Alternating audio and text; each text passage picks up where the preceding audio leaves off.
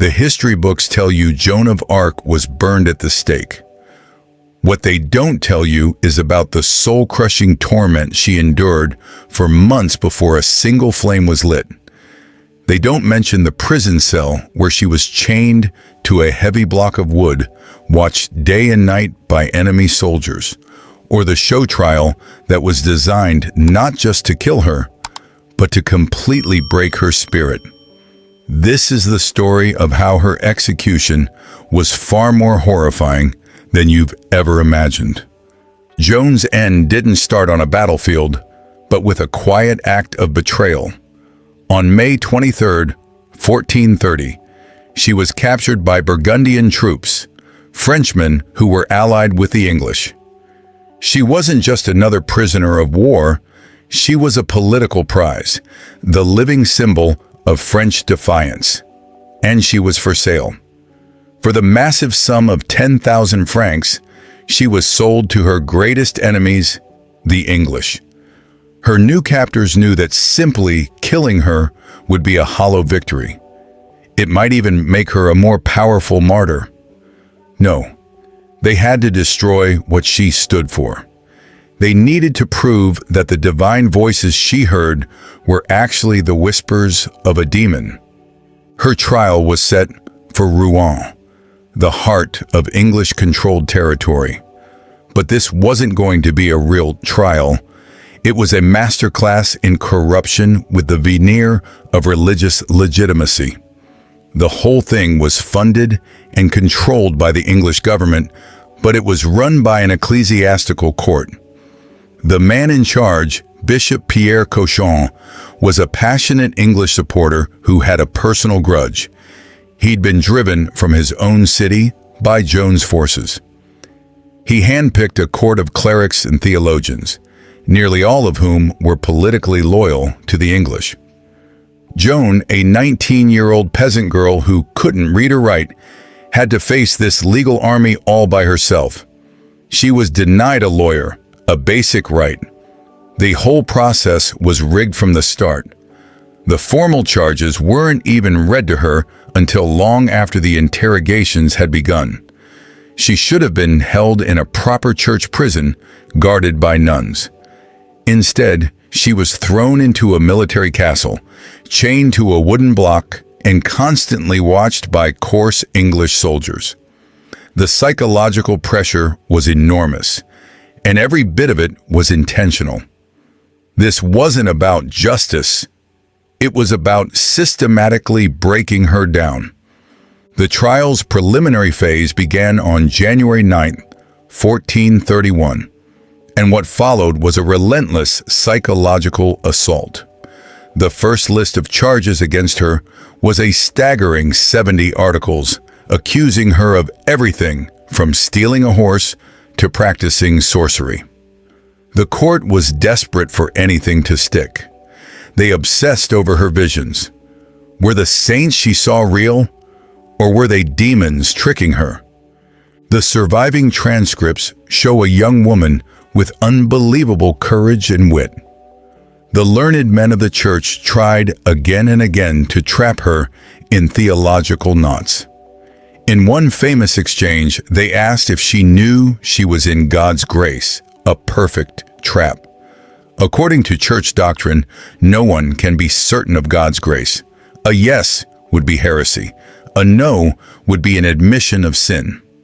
Joan's answer was brilliant. If I am not, may God put me there. And if I am, may God so keep me. The court was reportedly stunned into silence. Frustrated, they threatened her with torture. On May 9th, she was brought to the castle's torture chamber and shown the instruments, with the executioners standing by. Cochon thought the sight alone would be enough to break her. But Joan didn't flinch. She told them, "Truly, if you were to tear my limbs from me and drive my soul from my body, I would not tell you anything different. And if I did say anything, I would afterwards declare that you had compelled me to say it by force." Her courage was so absolute that the judges voted against torture, fearing a forced confession would be worthless.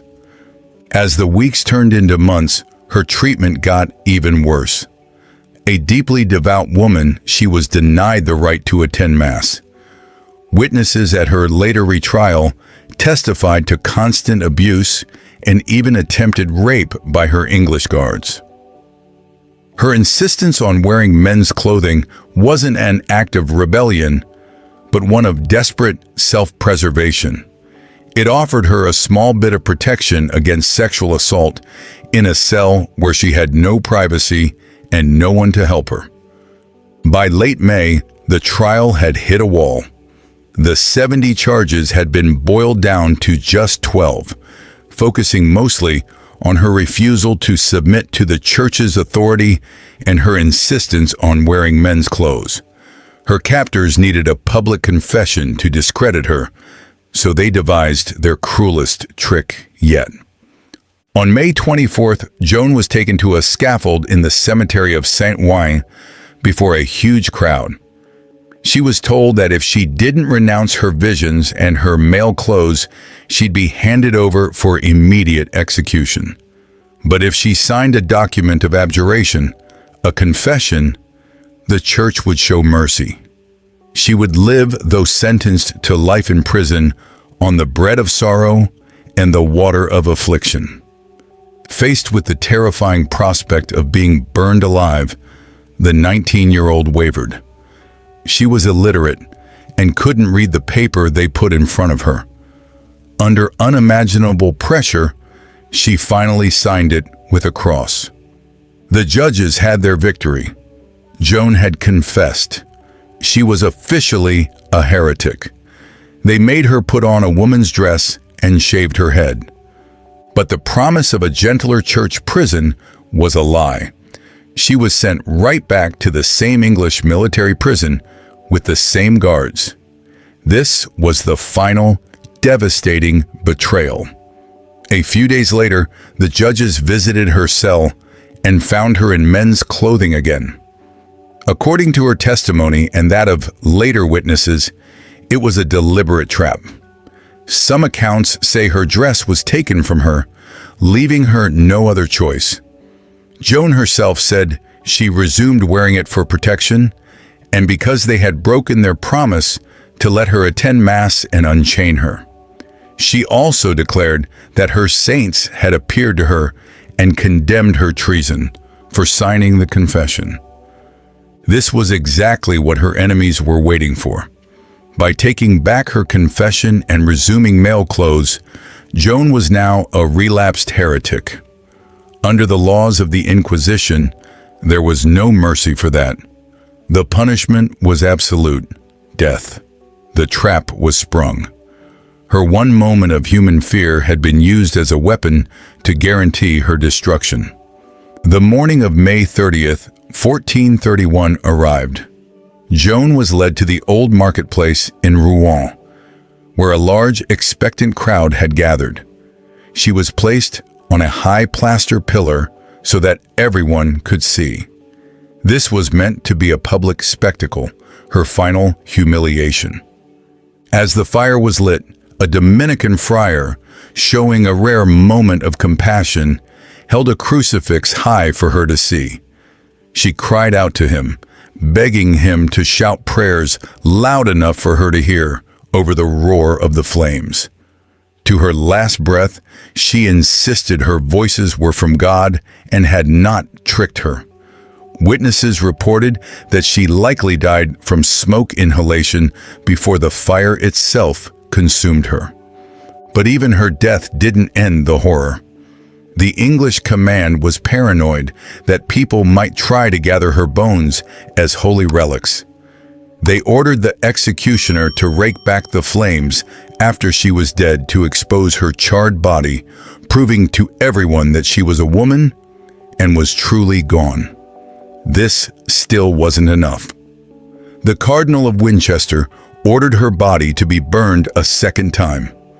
When that failed to completely destroy her organs, a third fire was ordered until almost nothing but ash remained. What little was left was gathered up and thrown into the Seine River. A final, vicious attempt to erase every physical trace of her from the world. The English and their allies threw Joan's ashes into the river, thinking they could wash her memory from history. They couldn't have been more wrong. They had staged a corrupt trial and subjected a teenager to months of psychological warfare, all to discredit a king and crush a nation's hope. And they failed. Just over 2 decades later, King Charles VII authorized a new trial. This nullification trial heard from 115 witnesses and completely overturned the original verdict, declaring it was the result of deceit, corruption, and fraud. Joan's name was finally cleared, and the truth of her ordeal was exposed. The girl they tried to erase became a global icon. Her unwavering faith in the face of unimaginable cruelty, her courage against a system designed to destroy her. This became the very legacy they fought so hard to prevent. And in 1920, nearly 500 years after she was executed as a heretic, Joan of Arc was declared a saint by the same institution that had once condemned her. Her execution wasn't just a burning. It was the horrifying peak of a campaign against the human spirit. In the end, her spirit won.